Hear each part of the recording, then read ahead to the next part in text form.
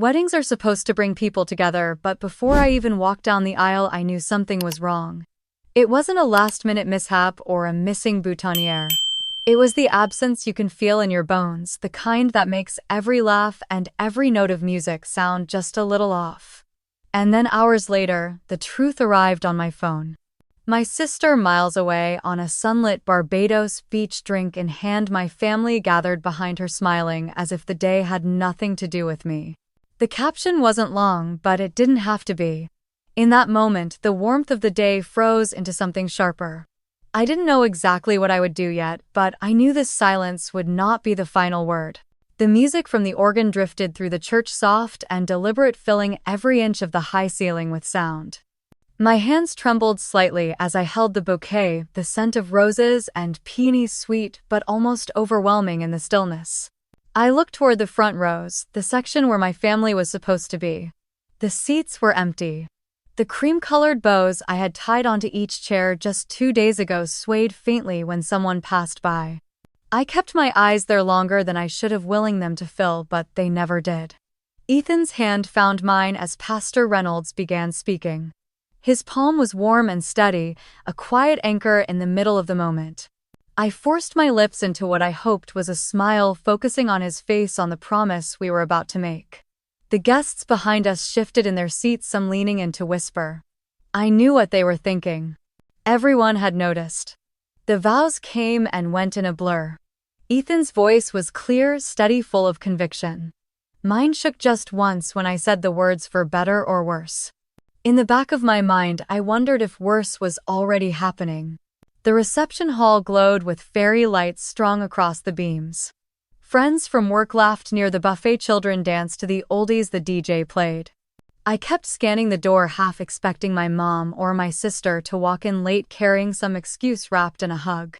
But the door stayed shut, and the empty chairs at the family table were like a dark hole in the middle of the room. Ethan introduced me to his cousin from Atlanta, and I nodded, smiled, even laughed once, but my gaze kept drifting to those chairs. After the cake was cut and the music softened, I slipped away to the coat room. My phone buzzed in my clutch. I pulled it out, already knowing what I would see. There it was. A bright sunlit photo of my sister Lindsay on a beach in Barbados, sunglasses perched on her head, a cocktail in her hand. My uncle and aunt were behind her laughing. The caption read, "Family detox trip. Much needed." A little heart emoji sat at the end. For a moment, I just stared at the screen, my stomach tightening. I could hear the faint echo of the DJ announcing the next song, the sound of glasses clinking. My thumb hovered over the screen before I locked it and slid it back into my clutch. My cheeks felt hot. It wasn't anger yet. Just a hollow, twisting space where the rest of my family should have been. Ethan found me by the hallway. "Hey," he said, quietly tilting his head toward the door. "We should go back in. People are looking for you." I nodded and followed him, letting the low hum of chatter wrap around me again. I poured coffee for Mrs. Hollis from next door, helped the caterer pack up the leftovers, and thanked every guest as they left. My smile felt lighter than air, like it might float away if I let go for even a second. When the hall was empty, I gathered my bouquet from the table. The petals were still fresh, soft under my fingers. I carried it to the car, placing it gently on the back seat as if it might shatter. The night air in Raleigh was cool, carrying the faint smell of rain. Back at our townhouse, Ethan unlocked the door and set down the box of gifts. "You okay?" he asked, his voice low. "I'm fine," I said, even though we both knew it wasn't true. He gave me a long look, then kissed my forehead before heading upstairs. I stood in the kitchen, the hum of the refrigerator loud in the silence. I took a seat at the table. The bouquet sat in front of me now, the roses leaning toward one another as if they knew something I didn't. I ran my fingers over the ribbon, tracing the knot I'd tied with my own hands. The clock on the wall ticked steadily. I thought about calling my mother, about asking her why, about telling her how much it hurt. But the image of Lindsay on that beach pushed the idea away. They hadn't just missed my wedding. They had chosen something else, something they thought was better. I rested my hands on the table and let the weight of it all settle in. My eyes burned, but I made a choice in that moment. No tears, not tonight. I sat there until the clock struck midnight, listening to the quiet, the sound of my own breath, studying the flowers between us like a fragile truce I wasn't sure I wanted to keep. I pushed the chair back and walked into the living room, the glow from the street lamp cutting a pale rectangle across the carpet. My laptop sat on the coffee table where I had left it last night. I pulled it toward me, the familiar weight settling in my lap, and opened the lid. The screen lit up, reflecting in the dark window like a second me staring back. The Wi-Fi connected instantly, and I typed my sister's name into the search bar. Her public profile came up, a slideshow of sun, sand, and laughter. I clicked through each photo, saving them one by one to a new folder. Carlisle Bay stretched out behind her in one shot, my uncle's sunburned shoulders in another. The captions were light and breezy, but the comments were worse. People from back home congratulated them on taking a break from the drama. One even wrote, "Glad you skipped that mess." I took screenshots of everything, making sure the dates and usernames were clear. It felt mechanical at first, like I was doing some tedious work project, but the rhythm of it steadied me. Every click, every save was a piece of the night I was reclaiming. I opened their short video clips next. A slow pan of their resort room.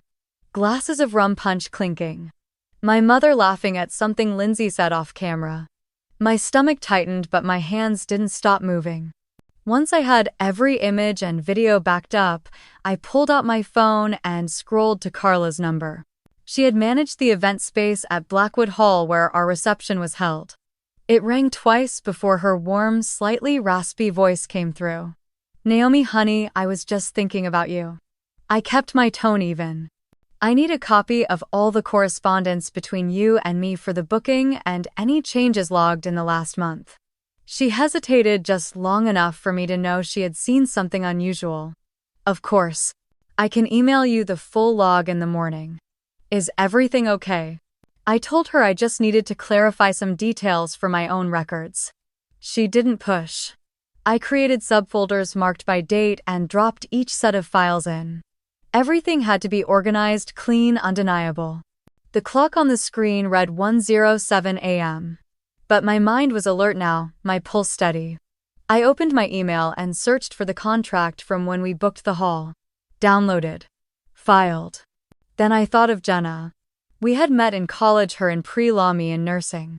She was now a civil attorney in Durham. I called without checking the time, and she picked up on the third ring. "Naomi, it's past 1.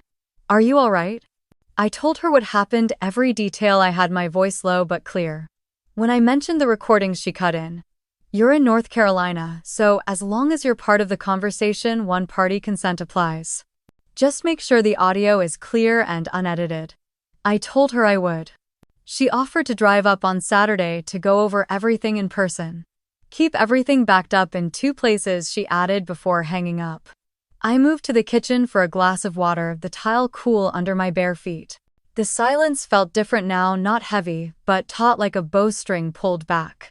I returned to the couch and set my phone to record as I played a voicemail Lindsay had left me 3 weeks ago. She had called to say she was too busy to help with the seating chart, her voice sharp and impatient. That went into the folder too. I emailed myself a copy of the entire directory I had built so far, then uploaded another to a cloud account I rarely used.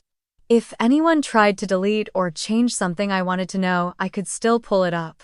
The habit came from my job, logging every pediatric medication and vitals check, so there was no room for doubt later. Outside, a car passed, its headlights sweeping briefly across the wall. I leaned back, letting my eyes close for a moment. When I opened them again, the flowers from the wedding were still in my peripheral vision on the dining table. The ribbon gleamed faintly in the low light. I shut the laptop, gently placed it on the coffee table, and took another slow sip of water. The night had started with an empty church and a hollow ache, but now it was filling with quiet, deliberate steps. This was not about hurting back. It was about making sure there was a record, something solid and real that could stand on its own when the time came. I didn't know exactly what that time would look like yet, but I could feel it moving closer.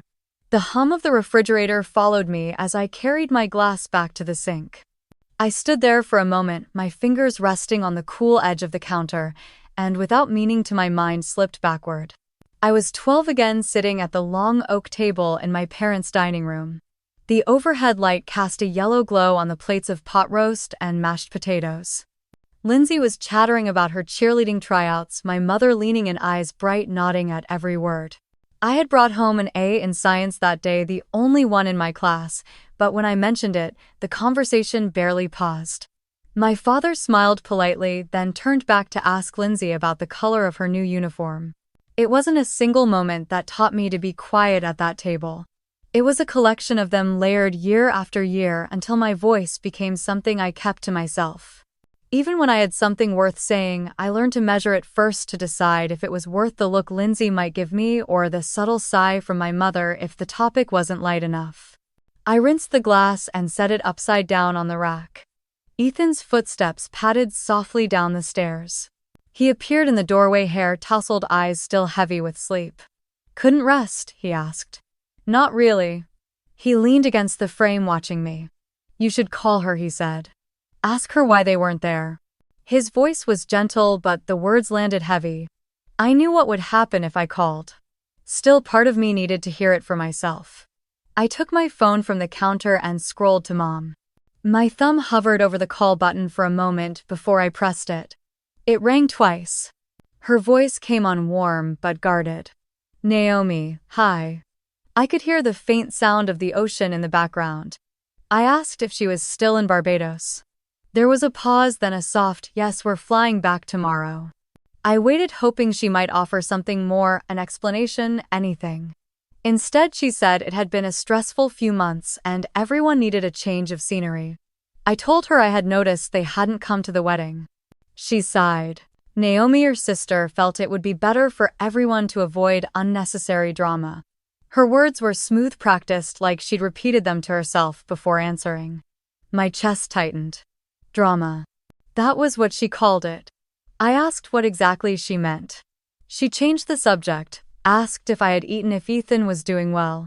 It was the same maneuver she had used my entire life when a conversation edged into territory she didn't want to explore. I let her talk for another minute, my responses clipped.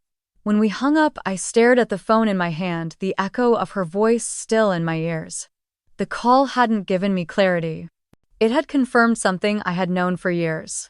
If the truth threatened the image of harmony, she would choose the image. Ethan stepped closer, his hand brushing my shoulder. "How was it?" I shook my head. "Same as always." He looked at me for a long moment, then said, "You can't keep expecting them to be who you want them to be." His words weren't unkind, but they were sharp in their honesty. I nodded, not trusting myself to speak. I went back to the living room and opened the laptop again. The folders were still neatly arranged on the screen, a quiet reminder that there was work I could do. I added a new document and titled it Notes. In it, I wrote down the call with my mother word for word as best I could remember. I wrote about the pause before she answered my question, the way her tone softened when she changed the subject. I didn't stop until the details were anchored in black and white. When I finished, I sat back and let the silence stretch. I realized I felt different than I had earlier. The ache was still there, but it had a shape now. I could see it clearly, name it. And if I could name it, I could decide what to do with it. No more waiting for them to hand me an apology wrapped in the right words. No more adjusting my voice to fit the conversation. From this point on, everything would be built on what I could prove, on what was real. If they wanted to hide behind polite phrases and half-truths, that was their choice. Mine would be to hold on to the facts until they had no place left to run from them. I closed the document and saved it in the same folder as the rest. The cursor blinked in the empty search bar at the top of my browser. I knew exactly whose name I was going to type next. I typed Carla's name and opened our last email thread. Her reply from that morning was waiting in my inbox, the subject line reading "Log you requested." I clicked and a PDF opened across the screen. The document listed every incoming and outgoing email between my address and Blackwood Hall for the past 3 months. Dates, times, subject lines, and the IP addresses used. Halfway down the page, one entry caught my attention. The sender field looked like my email at first glance, but my eyes narrowed as I read it again. The domain name had an extra letter tucked in the middle, just enough to pass unnoticed unless you were looking for it. The message had been sent to Carla 2 weeks before the wedding with the subject "Request to cancel reserved rooms." I scrolled to the message body. It read as if I had written it, citing personal reasons for calling off the guest accommodations and asking the venue to confirm the cancellation. A slow heat rose in my chest, not the kind that makes you lash out, but the kind that sharpens everything. Someone had gone out of their way to mimic my address to send something that could unravel months of planning. I saved the PDF and printed a copy, sliding the pages into a manila folder on the coffee table. This wasn't a mistake, it was a move. I heard Ethan in the kitchen making coffee. When he walked in with 2 mugs, I turned the screen toward him. "Look at this." He leaned down, eyes scanning the email. "That's not your address," he said quietly. "No, it's not. Do you know anyone who could trace where it came from?" He hesitated for a moment. "Marcus could. He's good with this stuff." I texted Marcus and he called back within minutes. He worked from home as a systems analyst, which meant he had the tools to find things most people wouldn't know where to start. I forwarded the email log to him, and while he worked, Ethan and I sat in silence, the only sound the ticking of the clock. 20 minutes later, Marcus called again. The email had been sent from a public Wi-Fi network at a coffee shop downtown 3 blocks from where my sister lived. He couldn't say definitively who was behind it, but the timestamp put it on a Tuesday morning, right when she would normally be off work. I thanked him, wrote the details down in my notebook, and added his call to the growing list of documentation. I thought about that coffee shop. The smell of roasted beans, the long wooden tables. I had met Lindsay there a few times in the past, usually when she wanted to catch up in a neutral setting. I could almost picture her sitting at one of those tables, typing my name into a fake account, pressing send with that little half smile she got when she thought she was clever. But picturing it and proving it were 2 different things. I closed the folder and sat back, forcing my shoulders to relax. This was exactly the kind of thing that could pull me into an argument I wasn't ready to have. If I confronted her now, she would deny it, twist the conversation until I was defending myself for accusing her. Number. Not yet. Instead, I opened a new spreadsheet. The first column was labeled date, the second description, the third evidence. I entered the email log as the first row, attaching the PDF to the file on my desktop. The act of organizing it, of putting it in its place, felt like laying a brick in something solid. Ethan sat across from me, his mug cradled in his hands. "You're being calm about this," he said. I met his eyes. "I have to be. If I lose my head now, she wins." He didn't argue. By late afternoon, the light through the window had turned amber. Carla called to check in, her voice cautious. I assured her the contract was still valid and nothing further needed to be canceled. She sounded relieved, though I could hear the unasked questions in her tone. I didn't offer answers. After we hung up, I went for a walk around the block. The air smelled faintly of cut grass, and the rhythm of my steps helped clear the static from my mind. This wasn't just about one fake email or even the empty seats at my wedding. It was about a pattern that had been playing out for years, one I had allowed to keep running because I thought family was supposed to be untouchable. But if family could do this, they were not above the truth. When I got back, the sun had dipped low, casting long shadows across the living room. I sat down at the table, opened the manila folder, and flipped through the growing stack. Every page was a small piece of something bigger, something I was building slowly, deliberately. I didn't know the exact moment it would all come together, but I knew one thing for certain. Whoever had sent that email wanted the wedding to look like a mess. I was going to make sure it was their mess, not mine. I opened my phone and scrolled through Lindsay's profile again, pausing on a picture I had looked at before but not closely enough. It was a flat lay of airline tickets fanned out across a marble countertop, a straw hat pushed into the corner of the frame. The airline logo was visible in the corner of one ticket. I zoomed in until the print blurred, but I could still make out the flight number and date. There were 6 tickets in the shot, maybe more out of frame. I took a screenshot and saved it, then opened a browser tab to search the flight number. The results confirmed it was a direct flight from Charlotte to Bridgetown, leaving 2 days before my wedding. I leaned back, staring at the screen. She hadn't even tried to hide it. I searched the name of the travel agency. Lindsay worked for Blue Horizon Travel and found their main office address in downtown Raleigh. I knew I wouldn't get anything from calling directly, not without a reason they couldn't brush off. Instead, I thought of Haley Myers, who had worked with Lindsay there for 2 years before moving on. We had met at a 4th of July cookout years back and followed each other loosely on social media. I still had her number. I sent a simple text. "Hey Haley, it's Naomi. Would you have time to meet for coffee sometime this week?" She replied within an hour. "Sure, I'm free tomorrow afternoon. Java House on Hillside at 2. The next day I arrived early and chose a table near the back where the low hum of conversation would cover ours. Haley walked in wearing a green cardigan, her hair pulled back in a loose knot. She smiled politely, but her eyes studied me as she sat down. We traded small talk over lattes before I eased into it. I asked if she knew anything about Lindsay's recent trip. Haley stirred her coffee, slowly glancing around before leaning in.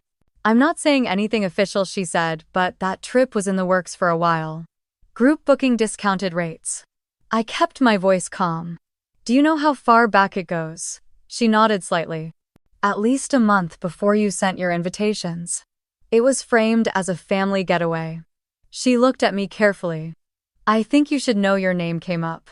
The way she said it made my skin prickle. I asked if she had any idea who handled the booking.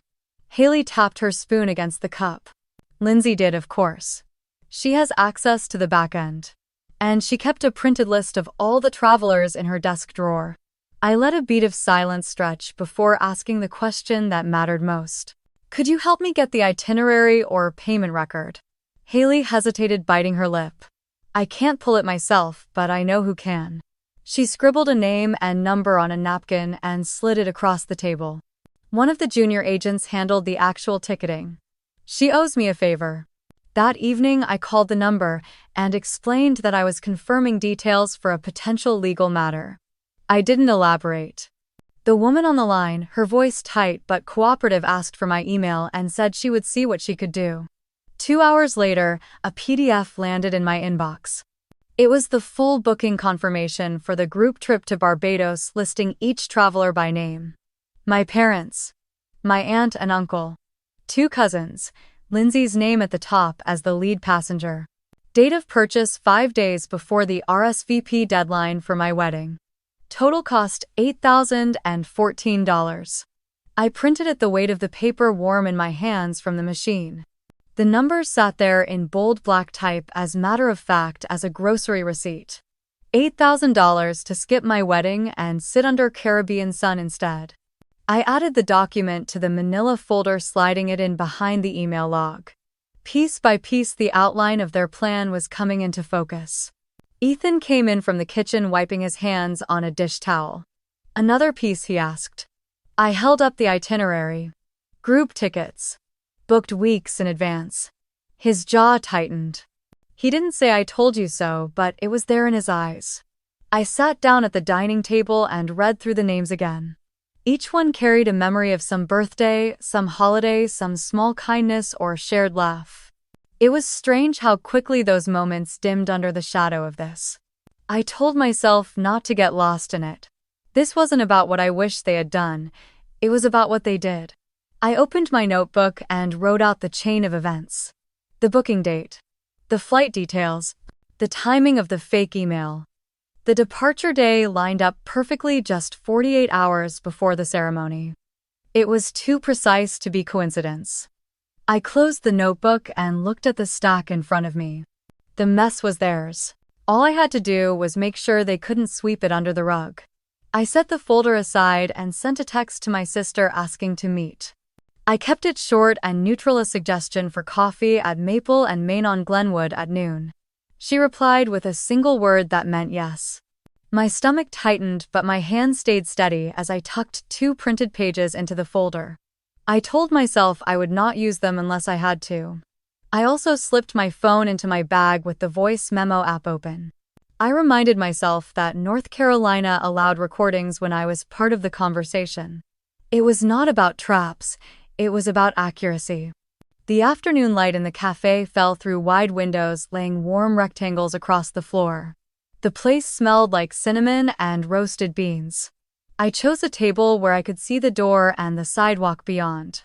I ordered an iced coffee and wrapped my fingers around the cold plastic cup. When Sloan pushed through the door, the barista glanced up at her the way people often did. She had a soft blue dress on and sunglasses pushed into her hair. She moved like she owned most places she walked into. She set her bag on the chair and said that she only had 30 minutes. I told her that would be enough. She leaned back, crossed one leg over the other, and waited for me to start. I could feel the old script vibrating under my skin. I would start gently.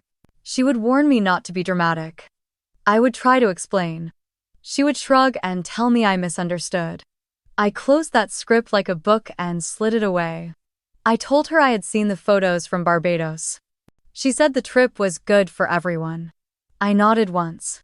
I told her the wedding had an empty front row and that I would not pretend it was nothing.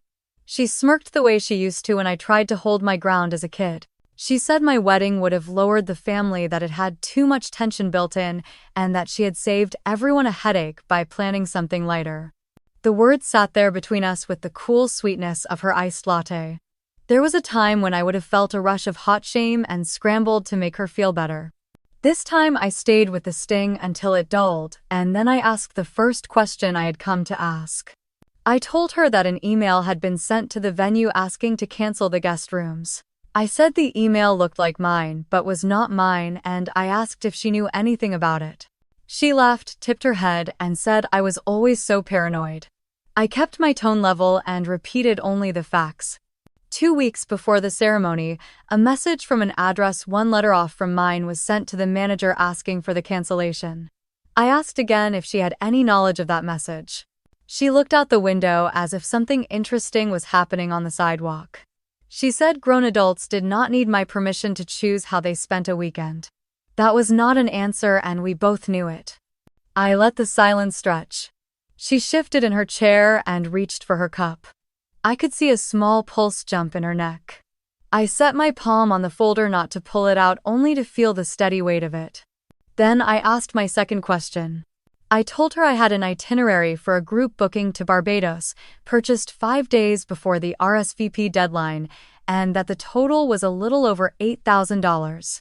I asked whether she had arranged that booking through Blue Horizon Travel. She smiled without warmth and said she worked in travel, that of course her name would be on many documents, and that I should be careful throwing numbers around as if I knew what they meant. I said that numbers tended to mean exactly what they said. For a heartbeat, something flashed across her face, a quick calculation, the way a person looks when they realize the floor is not exactly where they assumed it would be. She began to talk faster, saying the family had needed a reset, that my attitude since the engagement had been suffocating, that no one wanted to spend a Saturday trapped in awkwardness. She said our mother felt she had to choose between daughters and that I had made that impossible. She said that Ethan was a decent guy but that he let me control everything. I felt the old ache try to push its way up, the one that told me I was always too much or not enough, that if I just softened a little more everyone would stay. I kept my voice even and asked if she had spoken to Carla at any point about canceling rooms. She waved a hand and said that vendors got confused all the time, that sometimes they did things on their own to protect themselves, that none of this was personal. I said that a vendor did not invent a near duplicate of a client email address on their own. She stood then, gathering her bag, and said this was exactly what she meant, that I always made everything heavy and accusatory. She told me that my marriage would be better if I learned to let things go, that families moved on. I said families also told the truth. She shifted the strap of her bag onto her shoulder, gave me a small smile that did not reach her eyes, and said we were done here. She walked out with her head lifted. I watched her cross the street and disappear into a stream of people. I sat for a long minute listening to the hiss of the espresso machine and the soft scrape of chairs. I reached into my bag and stopped the recording on my phone. Then I opened the voice memo and labeled it with the date, time, and the location. I typed quick notes of the phrases she had used. Lowered the family. Reset. Confused vendors. I let my hands keep moving until the tightness in my chest loosened. When I stepped outside, the heat wrapped around me and the sky had deepened into a late afternoon blue. I walked to my car and sat there with the air conditioning running, the folder on the passenger seat. In a way, I had come hoping for one honest sentence, even a selfish one, something like I did it because I wanted to. Instead, I had gotten misdirection and a polished refusal to engage. The meeting had not been a total loss. It had given me a clean line between who she was willing to be in private and what I could put on paper. Back home, I placed the folder on the table and added a new entry to the spreadsheet. Meeting with Sloan, Maple and Maine. Noted statements. I attached the audio file and a photo of the cafe receipt. I sent a copy of everything to the cloud and another to an encrypted drive Marcus had set up for me. Then I closed the laptop and leaned back, eyes on the ceiling, counting my breaths until they were even. Ethan came in from the porch where he had been fixing a loose hinge. He asked how it went without asking for details, his face careful, his hand still. I told him I had asked direct questions and received the usual smoke. He swallowed and asked what I wanted to do next. The answer rose without effort. Private conversations were done. The next step would involve daylight and witnesses. Not to humiliate, but to protect the record from being rewritten. I told him I planned to speak to Jenna and to Pastor Reynolds. Ethan nodded like he had been waiting for me to say it out loud. He reminded me that I did not owe anyone a performance of forgiveness to prove I was a good person. I told him I understood. What I owed was clarity. The evening settled into quiet domestic sounds. Water running in the sink, the soft thud of a cabinet closing. I walked to the window and watched a boy ride his scooter down the sidewalk, his mother trailing a few steps behind, her hand out as if to catch the air he cut through. Across the street, a neighbor set out 2 camp chairs and a cooler for a Little League fundraiser later that night. The ordinary kept going steady as a heartbeat while I stood in the pause between what I had tried and what I needed to do next. I pulled my phone from my pocket and drafted a message to Jenna asking for a meeting. I typed another to Pastor Reynolds requesting time at his office. I did not send them right away. I read each one twice, then saved them in drafts. I would send them in the morning when the sun was up and the day felt new. I wanted to sleep knowing the decision was already made. I turned off the kitchen light and paused in the doorway of the living room.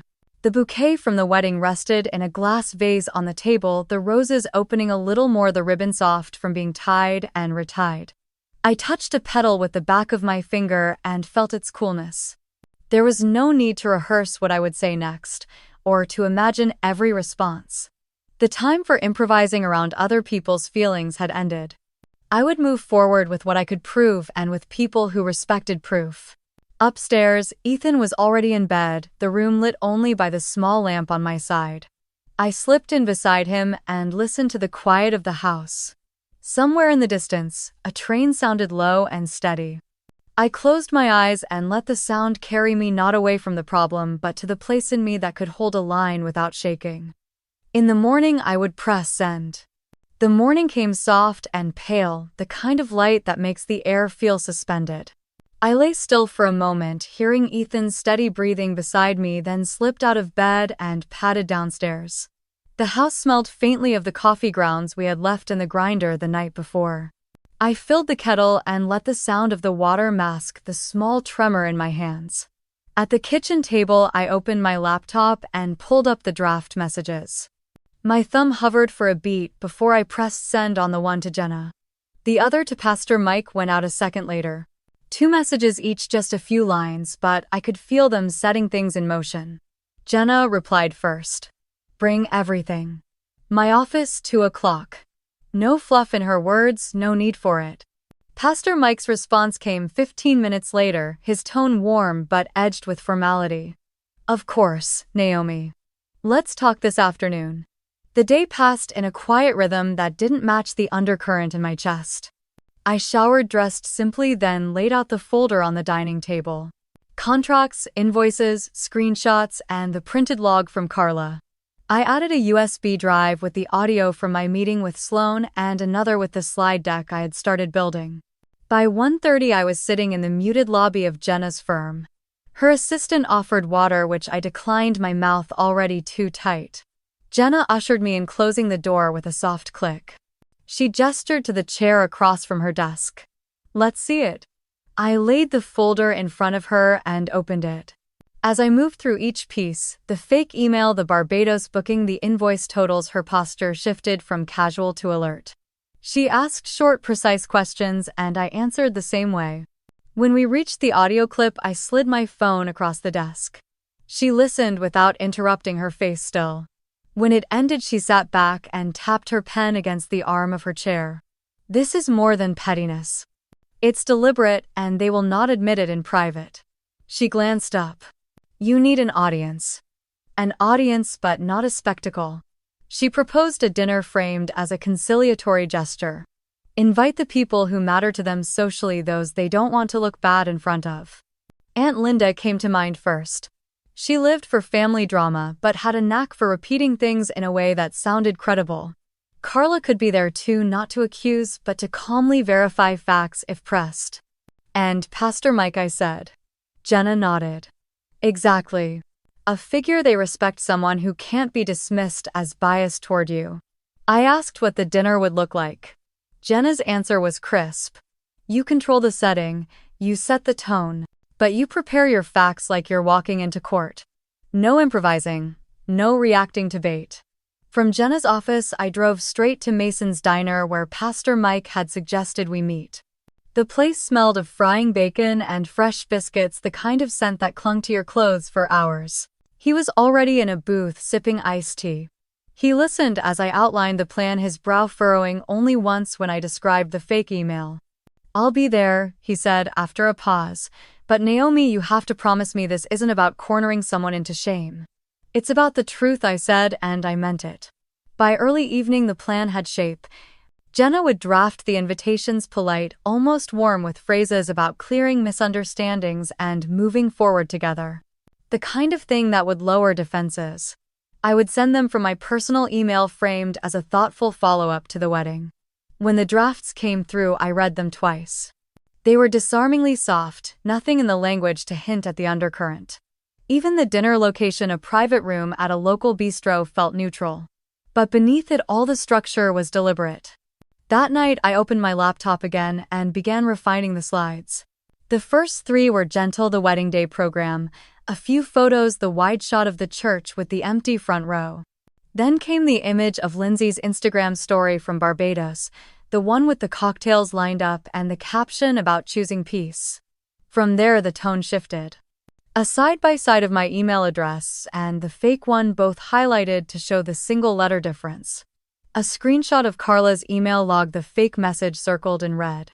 The Barbados booking invoice with the $8,000 total framed in a soft gold box, so it would draw the eye without looking aggressive.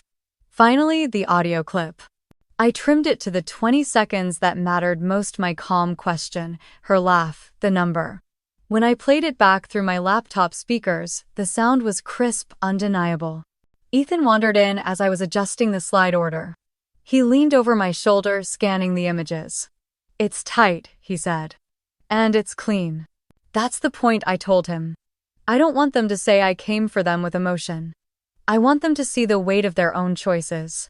By the time I closed the laptop, the sky outside had deepened to navy, the first stars just visible above the trees. I gathered the papers and the USB drives, tucking them into the folder. Everything in one place. Everything ready. I stood for a moment at the kitchen window, watching the glow from a neighbor's porch light spill across their lawn. Somewhere in the distance, a dog barked twice, then went quiet. The stillness wrapped around me, not empty this time, but focused. Tomorrow, the invitations would go out. And with them, the first step into the new rules I was setting for this family. Rules where the truth wasn't something to dodge or dress up, but something you had to sit with even if it made you uncomfortable. I turned off the lights and headed upstairs, the folder under my arm. The weight of it wasn't heavy anymore. It was steady. And so was I. The evening of the dinner arrived with a sky streaked in muted orange, the kind of light that makes everything look almost gentle. I parked in the small lot behind the bistro and sat for a moment with the engine off, feeling the quiet inside the car wrap around me. Through the front windows, I could see the private room set to the side, the glow of pendant lamps falling over white tablecloths. Inside, the scent of rosemary and baked bread mingled with the low murmur of other diners. The hostess led me through the main space and into the room Jenna had reserved. A long rectangular table stretched nearly wall to wall. 8 chairs on each side, 2 at the ends. The place settings were perfect, the silverware lined with almost military precision. Pastor Mike was already there, standing by the far wall with a calm smile. Carla arrived just behind me, setting her purse on the chair I indicated. Aunt Linda swept in wearing a bright scarf, the kind that made her easy to spot in any crowd. Ethan stayed close enough for me to feel his presence without him saying a word. One by one, the others filed in. My parents, my uncle and his wife, a couple of cousins, and finally Sloan, fashionably late in a cream blouse and gold earrings. She glanced around the table, her eyes skimming over me as if I were just another piece of the decor. When everyone had settled, Pastor Mike cleared his throat and offered a short blessing over the meal. I waited until the clink of silverware had begun to fade, then rose slowly, my folder in one hand. "Thank you all for coming," I began. I kept my tone even, my gaze steady as it moved down the table. I said I wanted to take this opportunity to address a few things that had happened before the wedding, things that had left space for hurt and confusion. I placed the laptop at my end of the table and connected it to the small projector Jenna had arranged. The first slide appeared against the far wall, the image of the church on my wedding day, the front pews empty. This was the view as Ethan and I exchanged vows, I said. I let the silence hold for a beat before moving to the next slide, a screenshot of the fake email address alongside mine, the single altered letter circled in pale blue. This message was sent to the venue 2 weeks before the ceremony, requesting the cancellation of reserved guest rooms. It was not sent from me. Across the table, my mother's lips pressed together. Sloan leaned back, one hand resting lightly on her glass. I advanced to the next slide, Carla's log showing the timestamp of the message, her own email confirming the request, and the reply from the venue. "Carla," I asked, "could you please confirm that this is accurate?" Carla nodded, her voice calm. "Yes, that's the log from our system." I moved on to the Barbados booking invoice, the total $8,000 highlighted in soft gold. This booking was made 5 days before the RSVP deadline. The departure date was 48 hours before the wedding. A ripple moved down the table, chairs, shifting, glasses lifted and set down. I clicked once more, bringing up the audio waveform. Without introduction, I pressed play. My voice came first, asking why the trip had been booked so close to the wedding. Then Sloane's laugh, light but edged, followed by her voice naming the amount. When the clip ended, Pastor Mike spoke gently. "Let's all try to keep our tone respectful." My mother's eyes shone, her hands twisting the napkin in her lap. Sloan leaned forward, her voice now lighter, more dismissive. "I think you're reading into things that aren't there, Naomi. We all needed a break, and that email, who knows, maybe someone at the venue messed up." I kept my hands still on the table. "So you're saying you didn't send or direct anyone to send that message?" Her gaze flicked to the projection on the wall before coming back to me. "I'm saying people make assumptions. You know how gossip gets started." I asked if she recognized the booking details. She said her company handled many group trips and that this was just one of them. I didn't argue. I only asked the next question, then the next, each one tied to something on the screen. "Did you speak to Carla about room cancellations? Did you tell anyone you wouldn't be attending the wedding before you booked this trip? Did you tell others in the family not to come?" She shifted in her chair, the gold earrings catching the cinder light. She answered some with vague phrases, others with a flat no. I didn't press past that. The room was quiet except for the faint hum of the projector. I closed the laptop and let the last slide fade. "Thank you for hearing me," I said. My voice stayed even, neither warm nor cold. Pastor Mike suggested we take a moment before moving to dessert.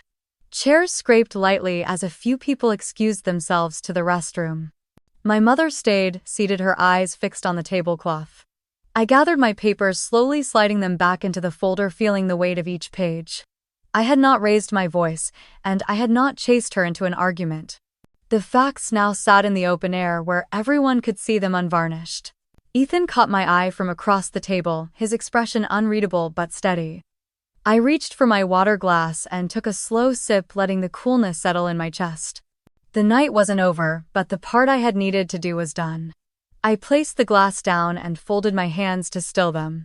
I told everyone I had a proposal that would let us walk out of the room with a path forward.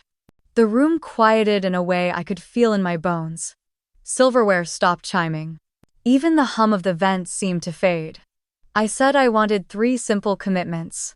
First, reimbursement for the costs I had to absorb because seats went empty and rooms were cancelled without notice. Second, a public apology posted in the same places where the family detox remarks and beach photos appeared, not performative, just clear and factual.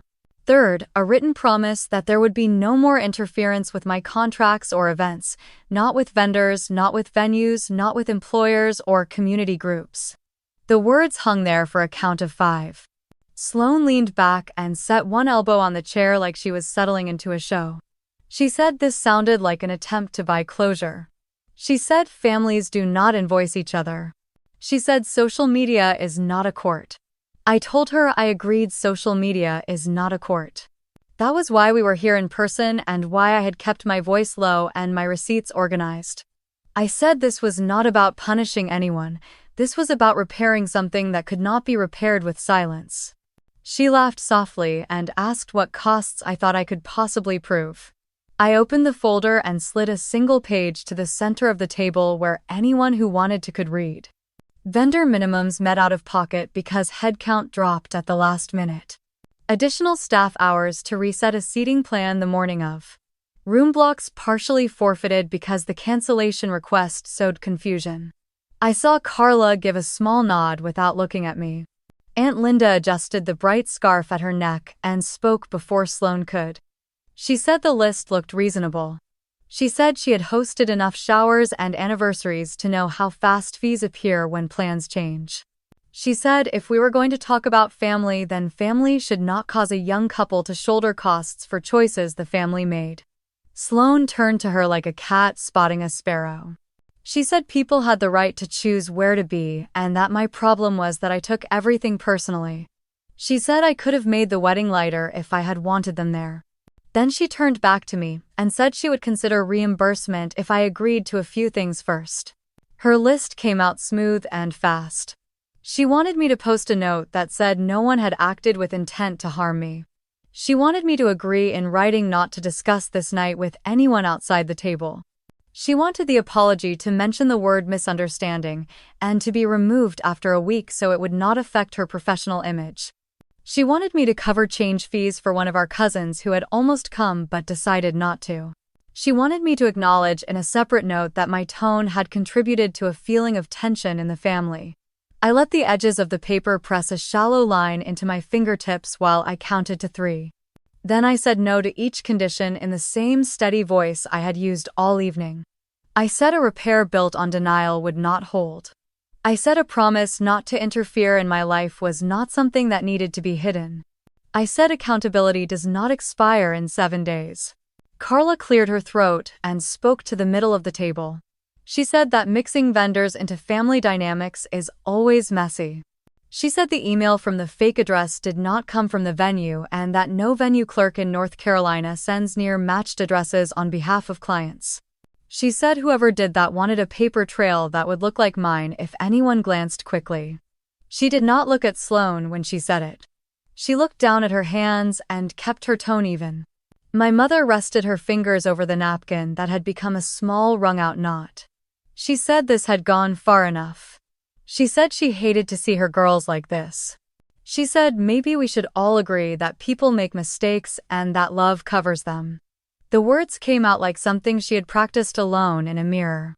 My father stared at the water glass in front of him and did not speak. I said love does not erase harm. It tells the truth about it and then chooses what to do next. I said I had offered a way to do that without raising voices, without dragging this into places none of us wanted it to go. Sloan lifted her chin and tried a different tactic. She said she would write an apology if I admitted that Ethan had pressured me to hold this dinner. She said she would reimburse if we called the sum a gift to avoid the word damages. She said we could put the promise not to interfere into a family group text that everyone could react to with a heart. Ethan spoke for the first time, his voice low and steady in a way that made several heads turn. He said he had not pressured me to do anything. He said I did not need his permission to ask for what was fair. He said we had not asked anyone at this table for approval to get married, and we were not asking for it now. He said we were offering a choice: repair with clarity or keep carrying this into every holiday that follows. The room went quiet in that heavy way you can feel in your ribs. Pastor Mike set his hands flat on the table and reminded everyone that the purpose of a table is to make space for truth. He said sometimes the only way through a hard thing is straight through it. He asked us to keep our words plain. A cousin cleared his throat and asked what the total reimbursement would be. I named a number rounded down and explained each piece with one short sentence. Food and beverage minimum met with last-minute drop. Staff overtime for recharting seating. Partial forfeiture on the room block due to confusion caused by the cancellation request.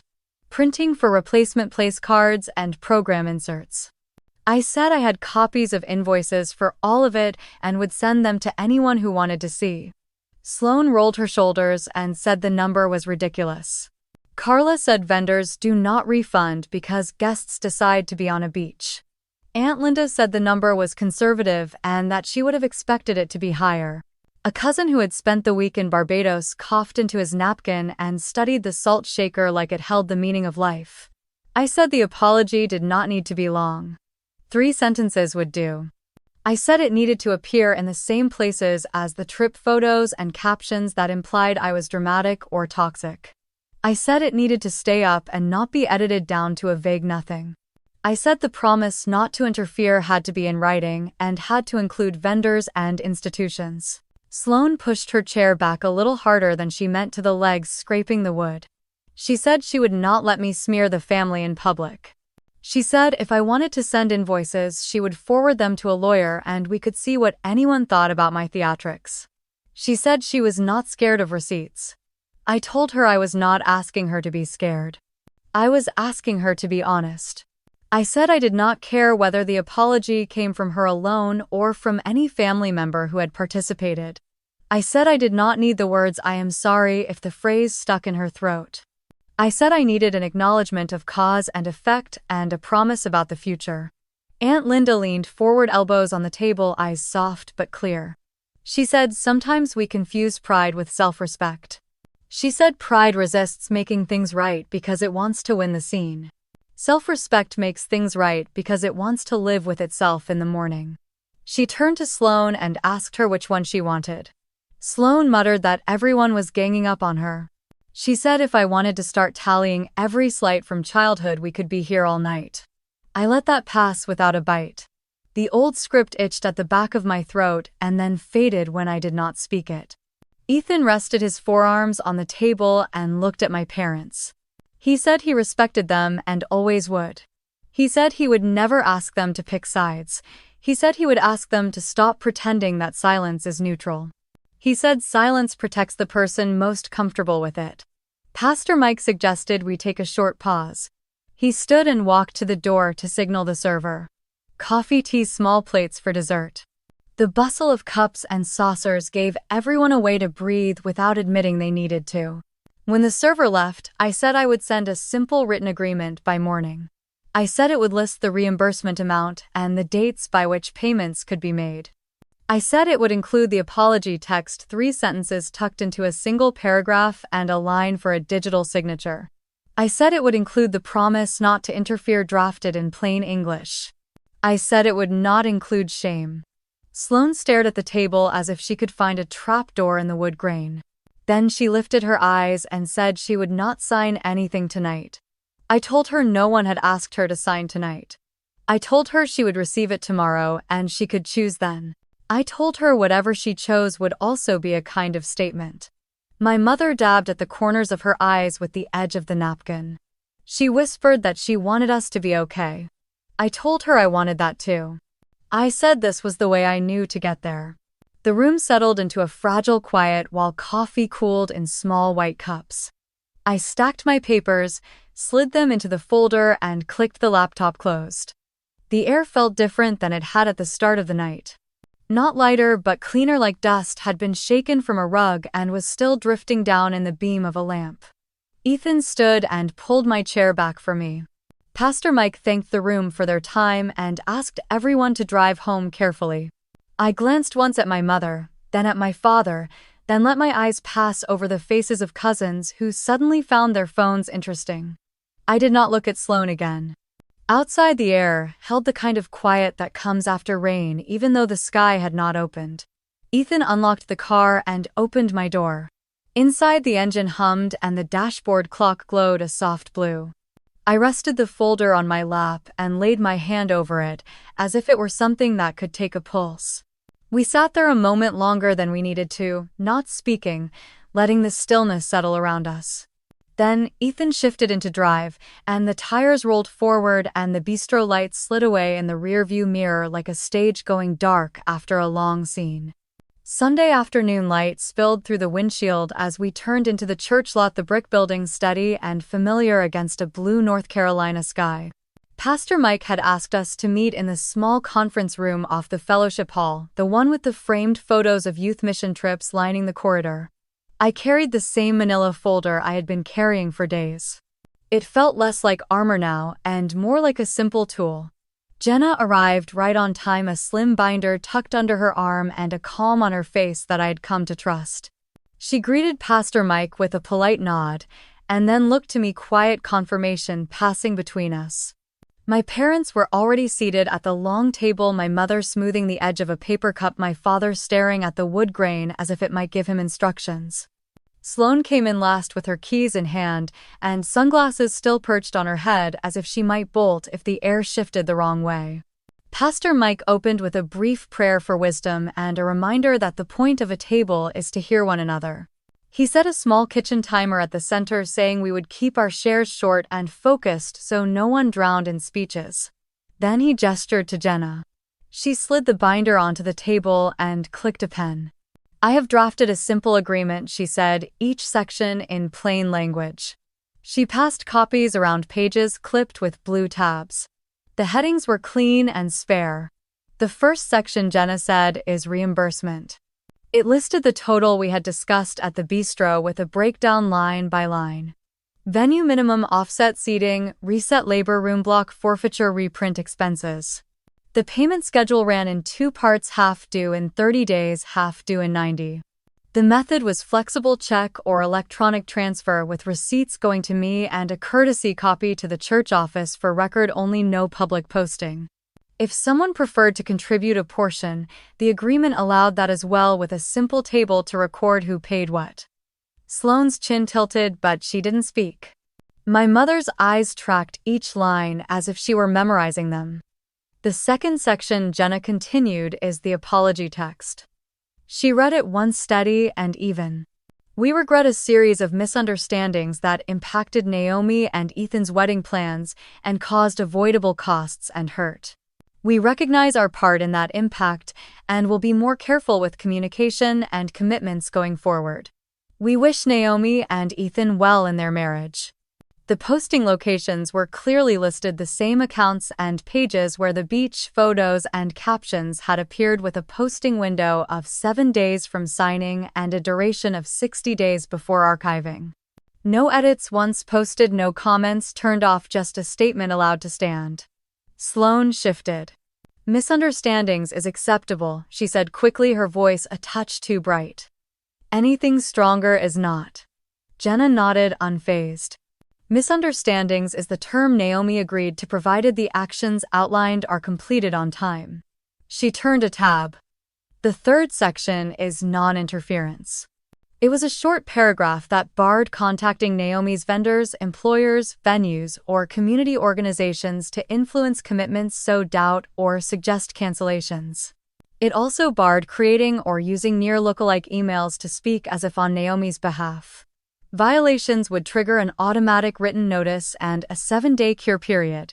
Continued violations would release Naomi to pursue civil remedies without further meetings. I watched my father's eyes flick to that line and then back to his hands. Pastor Mike let the words settle and then nodded for Jenna to continue. The fourth section, Jenna said, is the confidentiality clause. Reasonable and limited. No one at this table will disseminate the agreement itself or discuss private financial figures outside this room, except with spouse legal counsel or clergy. Naomi retains the right to speak generally about her experience, her boundaries, and her wedding day without naming individuals or quoting private messages. The apology will be public. The rest stays where it belongs. Sloan sat up straighter. I want a line that says Naomi will not talk about me to her coworkers or online. Jenna looked to me and then back to the page. We already limited disclosure. We are not gagging someone's life. The clause is reasonable. It protects dignity without turning the truth into contraband. Pastor Mike folded his hands. Sloan, he said gently, you will have to choose whether protecting your image is worth refusing reasonable steps toward repair. This language gives everyone enough cloth to keep warm without hiding the facts. There was a fifth section brief titled Implementation. It listed dates like stones across a creek. Signing within 48 hours. First payment due by the 30th day. Apology posted within 7 days and maintained for 60. Second payment due by the 90th day. Non-interference in effect upon signature. It included a note that any payment could be made early and that the apology language would be sent to all signers by email within 24 hours, copied to Pastor Mike so no one argued about which sentence belonged.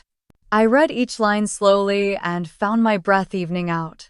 Jenna had stripped the fight down to actions and time. Pastor Mike invited each person to speak in turn, 2 minutes each, no crosstalk. My mother went first, voice soft, saying she wished none of this had happened, but she could see how the plan made sense. My father said he did not like the idea of writing anything public, but he could live with the word misunderstanding. He said he would contribute to the reimbursement, cashing a certificate of deposit if needed. Sloan said the number was punitive. She said the apology was performative. She said the non-interference sounded dramatic, like I believed I was someone important. She said she would agree only if the apology could be removed after 2 weeks, and only if the non-interference clause included a line that barred me from contacting her employer. Jenna kept her voice even. No to the 2-week removal. 60 days is already modest. As to employers, Naomi has no intention of contacting yours, and the clause as written already limits both sides. It is mutual. Do not contact Naomi's vendors or institutions, and Naomi will not contact yours. If you want that mutuality spelled out, we can add 1 sentence. I nodded once. Mutual is fine. Pastor Mike wrote it down in a neat hand. He looked to me.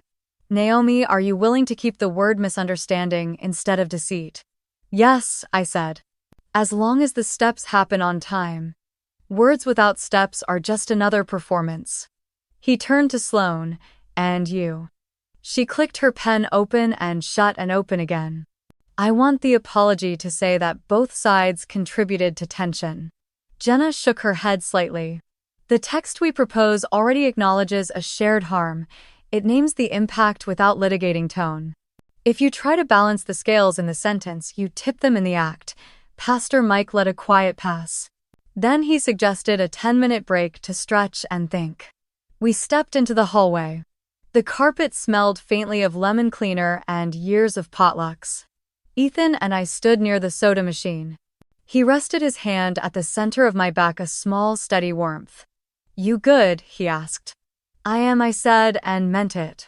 When we returned, Pastor Mike reset the little timer. Sloan sat with her arms crossed but her eyes clear, calculation softening into acceptance. Fine, she said, not quite looking at me. Misunderstandings. 60 days. 2 payments. Mutual non-interference, and confidentiality as written. I will not sign today.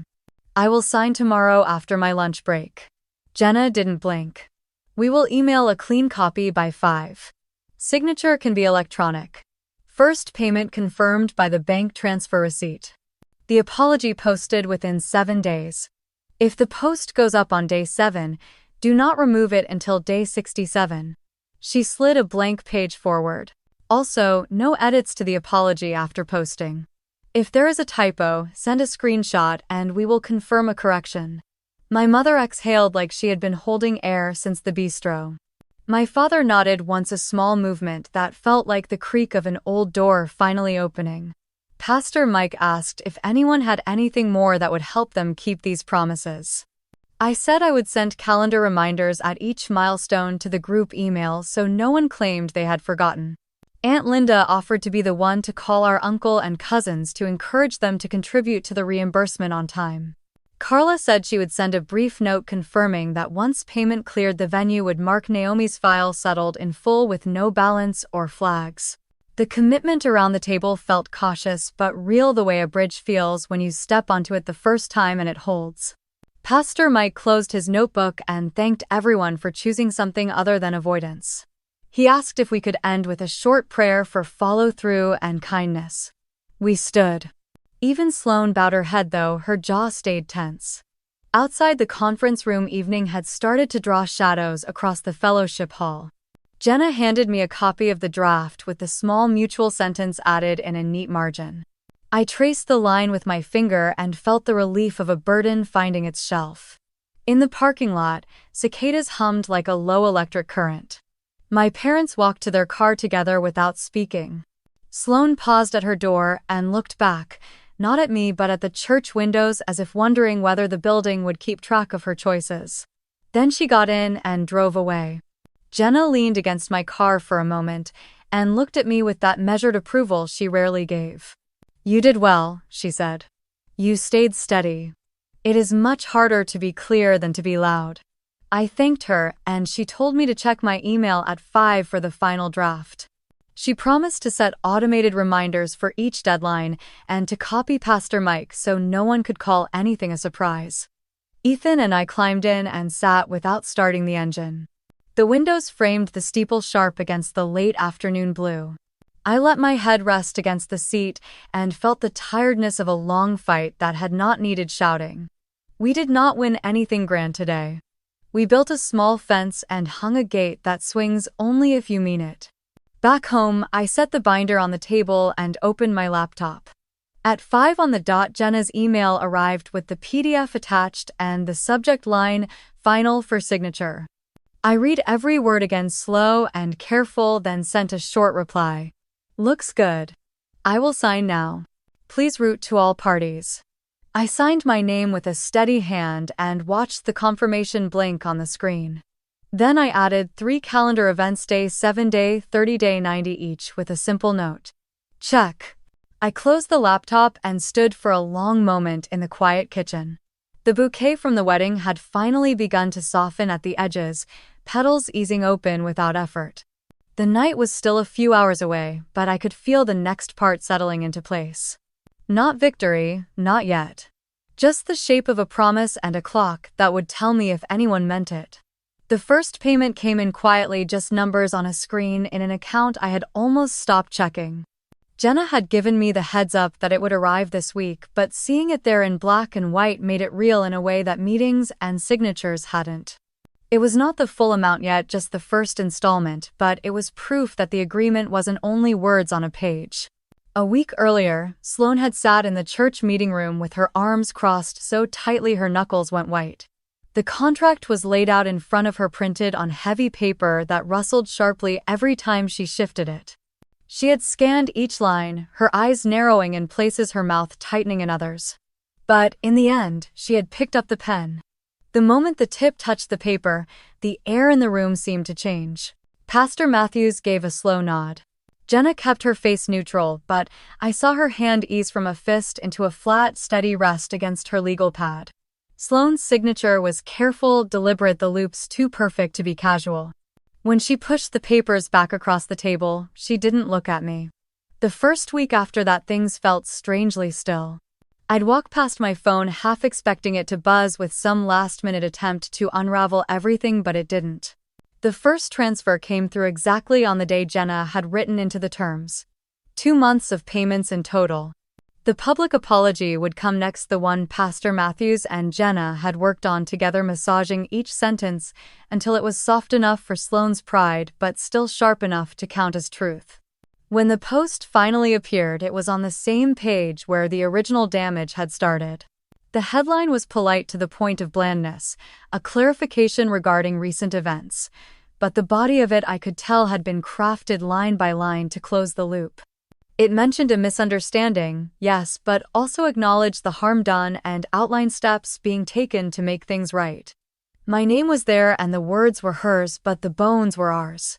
I read it 3 times before closing my laptop. It wasn't satisfaction I felt exactly. More like the faint, unfamiliar relief of a door clicking shut behind you in a drafty house. A few evenings later, I found myself standing in my mother's kitchen. The smell of chamomile tea filled the air, and the low hum of the fridge was the only sound between us for a while. She had invited me for dinner, but I knew we wouldn't get far without talking about the boundary I'd been carrying in my head for weeks.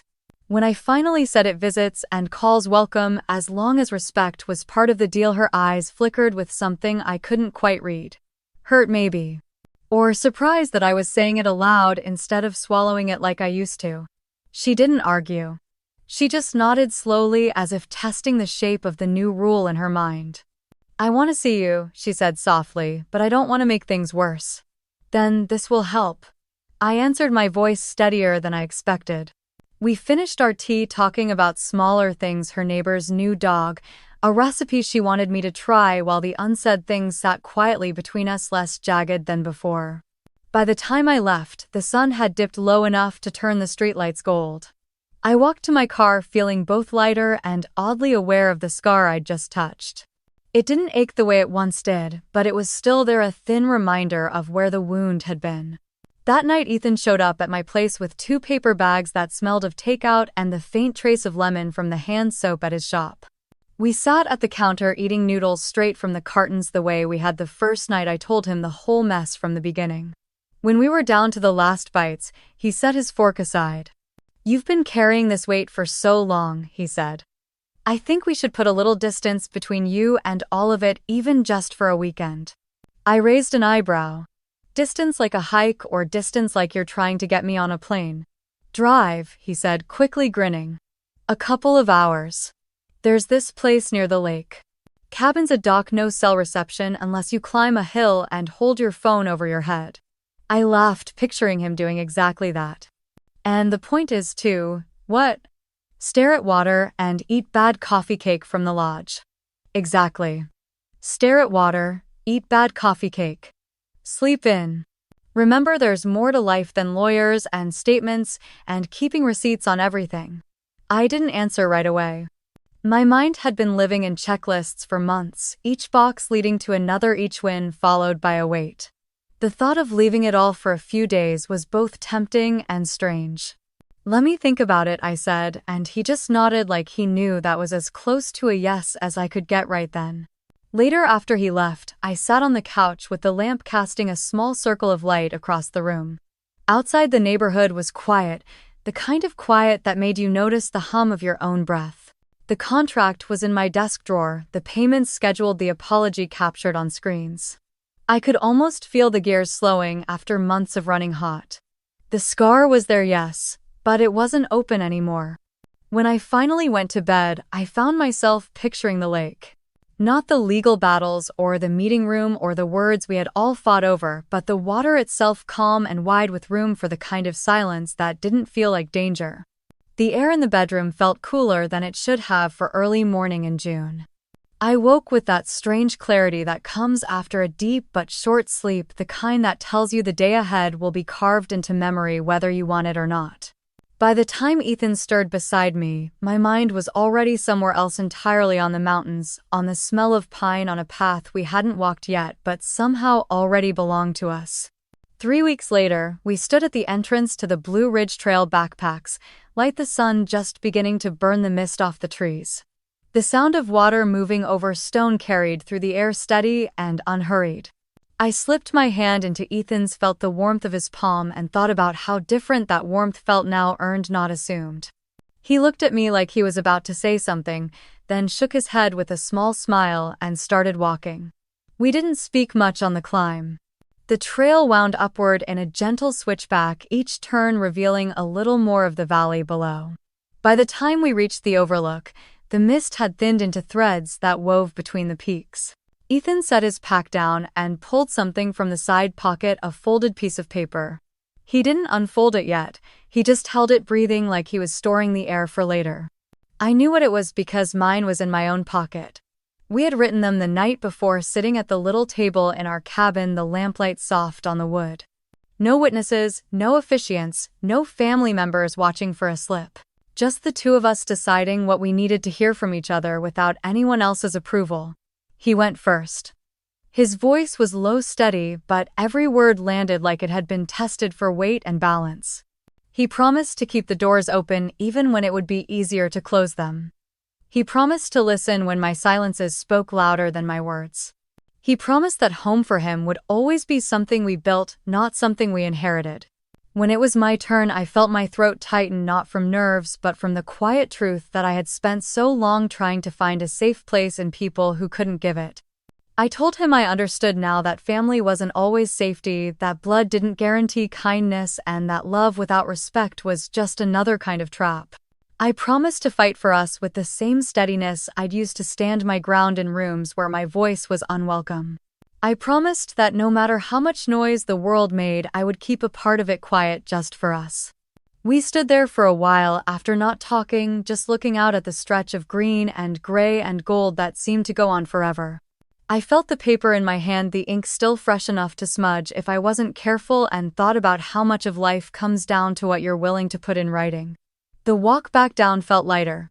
Somewhere along the descent, Ethan reached over and brushed his fingers against mine, and I realized we hadn't stopped holding hands since we started.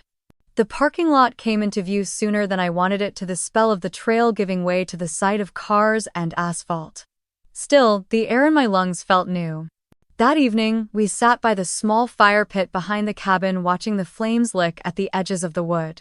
Ethan handed me a mug of coffee, and for the first time in months, I let myself believe that the worst part was behind us. Not forgotten, not erased, just behind. Later, when the fire had burned down to glowing embers, I took out my phone. I typed a short message to Jenna, to Pastor Michael, to Linda and Carla. I told them thank you, not just for standing with me, but for not letting me stand alone. I thought about sending something to my mother too, but decided I'd wait until I could do it without expectation.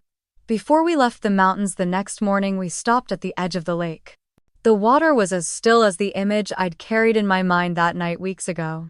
I knew there would always be a scar where the hurt had been a faint pull when the air changed, a reminder. But I also knew it had healed enough for me to move without flinching. If you've ever had someone try to take the joy out of your most important day, I hope you find your way back to it. If you've been silenced, I hope you find the moment where you can speak without shaking. And if you've ever stood in the middle of a storm wondering who will still be there when it clears, I hope you find out the answer is better than you feared. Tell me if you've had your own version of this story. Share it in the comments, or just let me know what part of it stayed with you. And if you want to hear more about the ways ordinary people find their way back to themselves, stay close. There are more stories worth telling.